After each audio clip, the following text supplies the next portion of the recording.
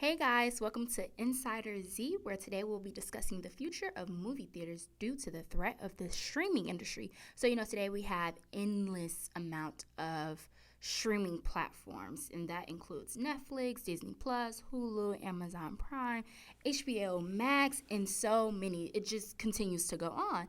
And I know at this point, movie theaters are definitely starting to feel that pressure and they're like, what's going on? They're feeling that competition. And that leaves us with the question, what is the future of the theater industry? Will they go extinct or do they have a chance? And so I did a little research on the background of theaters and the history.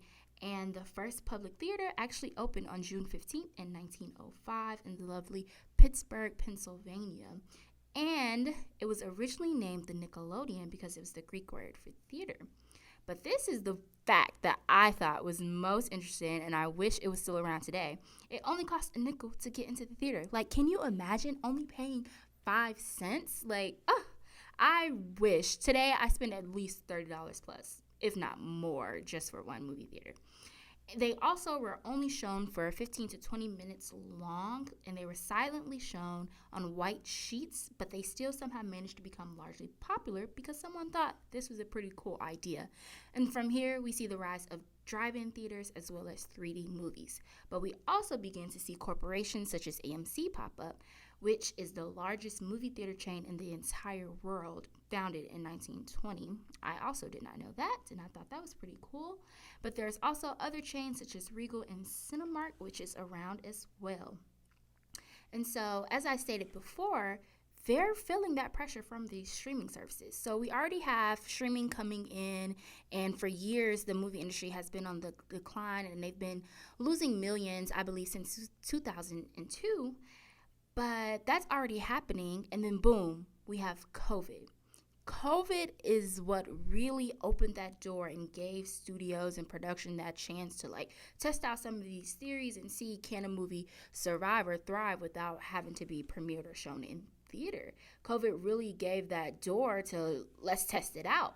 And over the pandemic, 71.70% of households end up subscribing to a new streaming service. And I understand because there are benefits. So streaming services, they only charge a one-time fee. You're receiving more content faster and competing with Netflix, who releases at least 15 to 20 new movies every month worldwide can be a lot. That's just, that it's hard to do that. You're only receiving so many new movies. And during COVID, the production had completely ceased, completely stopped. So, you weren't receiving anything and you had to close due to safety precautions. However, streaming is not just impacting movies, but it's impacting almost every form of media, including news. I thought it was important to note we're starting to see more news programs pop up on streaming platforms such as NBC News Now, and this program allows for anyone to get the latest breaking news, of course.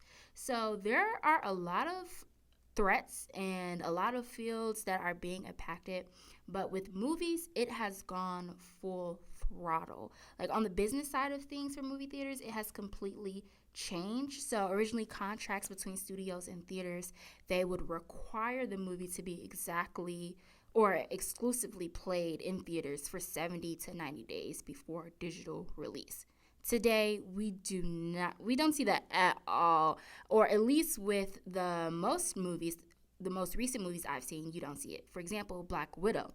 That was released on Disney Plus and in theaters at the same time, and that caused an entire controversy with the main star, Scarlett Johansson, who ended up suing Disney Plus because they felt like they were losing out on money from being released on the streaming platform or losing money that people would have paid to go see it in theaters, but that's neither here nor there. King Richard is one of the latest movies that was actually released this past weekend on HBO Max and in theaters, and I just found it so interesting because on my Instagram timeline, I see some people in the theaters posting saying, go see King Richard, it was great, and then there's people like my dad and aunt who we have HBO Max, so they just turn the TV on and they're in the bed watching it. So we're just starting to see a whole entire industry shift. And the last example is Mulan. So I specifically wanted to insert this one only because I actually paid $30 for premiere access to watch Mulan on Disney Plus. And it was it was an interesting experience because it was only released on Disney Plus, so that's how they were making their money. And surprisingly, it ended up making 261 million in US markets alone. That's just the US markets, and that was released on a streaming platform. So here Disney Plus sort of got a sense of confirmation that, we can do this. This is an idea that's worth, going after. But unfortunately, although streaming is that main threat, we movie theaters also still have to deal with low attention spans. And I know there was a 2019 study from the Technical University of Denmark that basically studies how our attention span is shrinking with the overload of information. So in the movie theater, you have to sit there for 2 hours without getting on your phone. And honestly, I can't lie. Sometimes I do struggle. Like, I may take a peek, and that probably, it goes to show like how we have become addicted to our phones and devices, but that's off topic. Anyway, I just feel like, watching on a streaming platform, you can still multitask at home and, do 4 other things, and you're in the comfort of your own house. So it's a lot for movies to consider and to battle and to really see, where do we stand in all of this. But on the other side, we have the critics. And there are critics who believe movie theaters are dying. And the only way to save it is by going to the theaters and supporting these films and independent theaters.